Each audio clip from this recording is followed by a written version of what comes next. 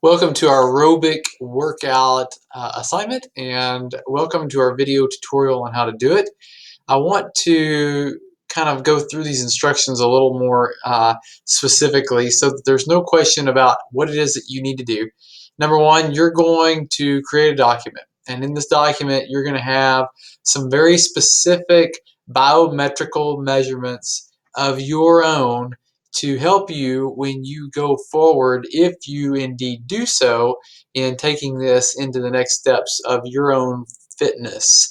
So first of all, you need to determine your resting heart rate. How do you do that? Well, there's a couple of different ways, but the very most common is simply to take your fingers and find your pulse. Now, if you'll notice here in the video, I'm kind of just on this side of my wrist, and it never helps to hold your wrist up, so please don't try to do that, but let it rest at the side.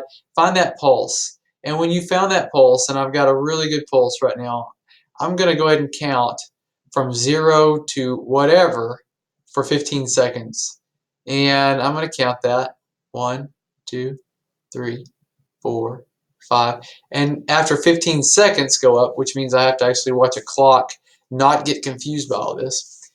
After 15 seconds go up, then I get to multiply that by 4. That gives me my resting heart rate. I need to know that you can determine that. Number 2 is this. What's my max heart rate? And we looked at that in our PowerPoint presentation, and I'll kind of pull that back up here for you. That max heart rate is found by taking 220, you subtract it from your age, and then you have your max heart rate. Now, the next step is to determine our moderate intensity range, and so that's a range of 60 to 75% of that max heart rate. So how does that happen? Well, this is how simple this is. I'm going to go to my calculator here, and what I'm going to do is I'm going to pretend that I am 35 years old. And so I'm going to take 220, I'm going to subtract my age from it, and that gives me 185. Then I just simply take 185 and I multiply that times the 60%, but I'm just going to make that a decimal so that I can actually multiply it. That's 0.60, and that gives me 111. I'm going to then clear that, and I'm going to take that same 185 and I'm going to multiply that by 0.75. That's the 75% made into a decimal, and that gives me 138 3/4. So I'm going to roughly round that to 139. That'll be easy. And now what I know is that my range is 111 to 138. So let me come back to this document real quick, and let's go down here to my own specific example. Kendall's resting heart rate is 55. His max heart rate is 185. It's really not. I'm older than that, but I don't like to share that. Number 3 is my target heart rate at 75%, which is my minimal stimulus threshold, is 139. And then if I come in here and I'll take a peek at what my moderate intensity range is, that's that 60 to 75%. So this is really where I need to be on most days of the week to get a training stimulus effect. If I wanted to take it up a notch and do vigorous training, then I would have to keep my heart rate at 148 to 166. Now, again, if you're not wearing a heart rate monitor on your wrist, like your smartwatch, or you don't have a Fitbit or a Garmin or anything like that, then this is going to be kind of a difficult metric to get, right? You're going to have to learn how to do it with your fingers and your wrist and a clock. I do think that there are several very unique, very inexpensive devices out there. I really feel like heart rate based training is a great modality for most people to use. I think that's one thing, though, that people can get carried away with. Out of every item I use for training, this is actually probably the least that I look at, and that has to do with the fact that I'm not a huge proponent for maximal heart rate. I talked about that just briefly, but I don't think that the current way we do an age-adjusted max heart rate is very good. But that's for you to decide on your own fitness if you like it. It does give me something to look at, and that's more important than if I just kind of train and I don't really have a target. So it does kind of get me in the range.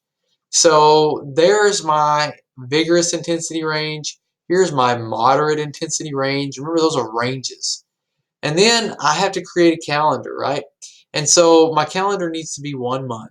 And what I've done here is I've made a calendar, and this is basically like month one of a pretty advanced marathon training program that if you came to me and said, I'm going to train for a marathon, this is what I would want you to do. This is how I would coach you to be successful. So if I'm looking at this, this is a pretty advanced plans, but I wanted to do that so that you would have a really good appreciation for what it is that we're trying to get out of your calendar here. Now, yours does not need to look like mine, but it does need to have similar appearance in the fact that it has 4 weeks in it. It has Sunday through Saturday. That way we can identify exactly what days you're doing what.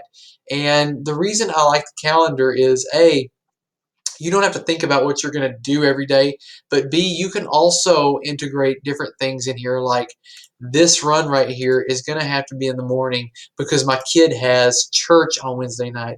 This run is going to have to be in the morning because my kid has baseball on this night.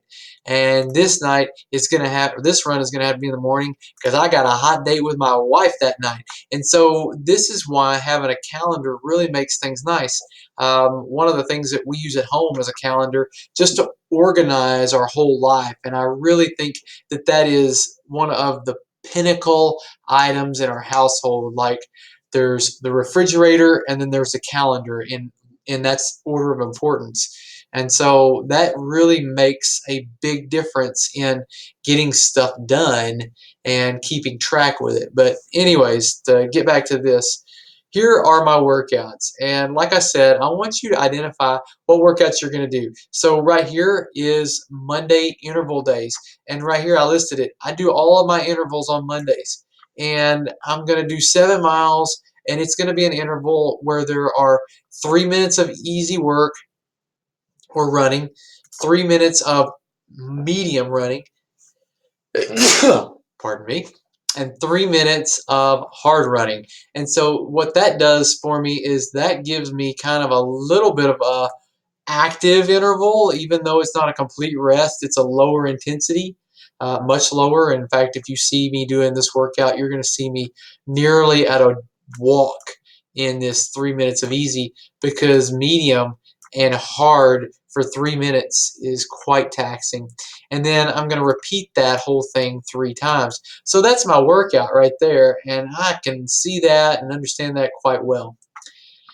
Tuesdays through Fridays, that's just continuous work. I'm just going to work in a continuous workout where you see I'm doing 6 miles at a light to moderate intensity, 8 miles at a moderate intensity, 6 miles at a light to moderate, and then I'm going to do a long run once a week at 14 miles. Now, come back over here to Wednesday and see I've kind of worked in an optional workout here. If I'm kind of not feeling that run, my rest and recovery principles kind of working in on me and saying, hey, look, you need to back off a little bit.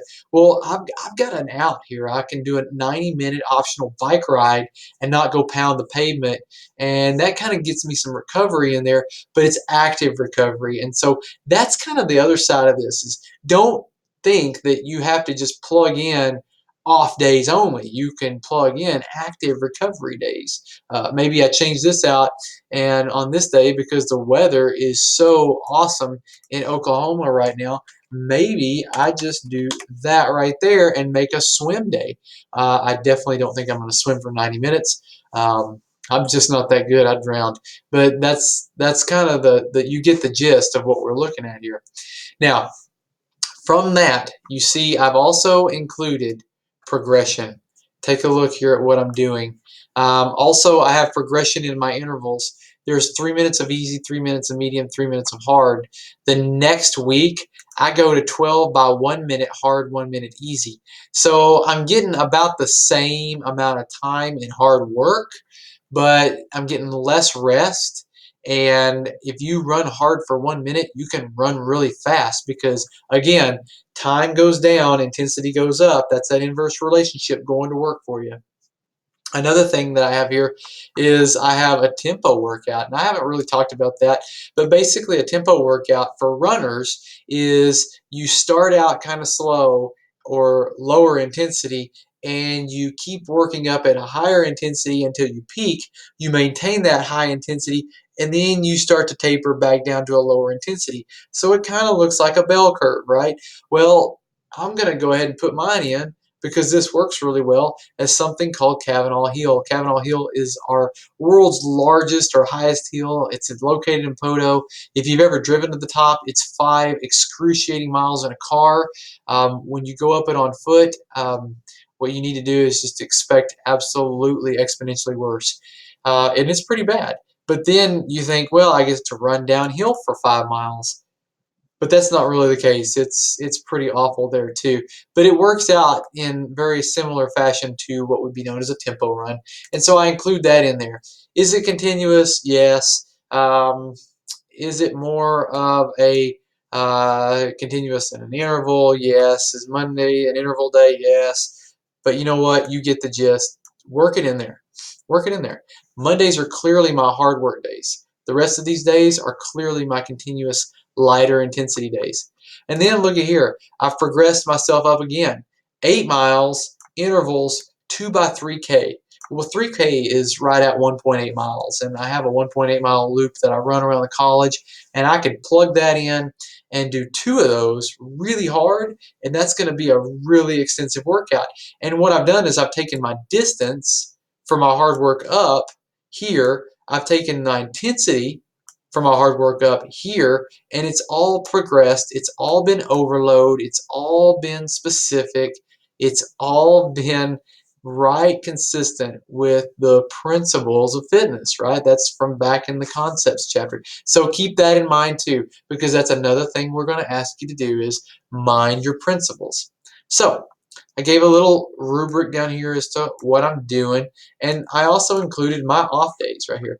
Now again, this is an advanced marathon training program. What you need to do is you need to go out and find something that you can plug in, and it doesn't have to be running. It can be lifting weights. Remember, we talked about that, how you make a weight or a typical strength and endurance workout into a aerobic conditioning workout.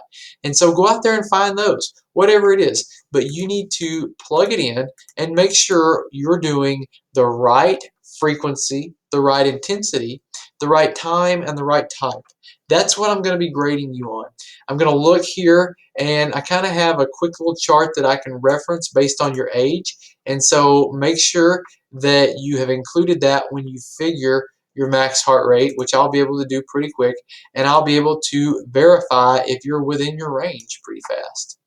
So go ahead, plug in that information. It seems kind of daunting right now, but once you get started, I promise it won't be.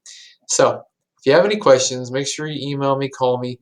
But I'm really looking forward to seeing some of your work here. I hope that you take this to heart because this right here can help your heart. Enjoy.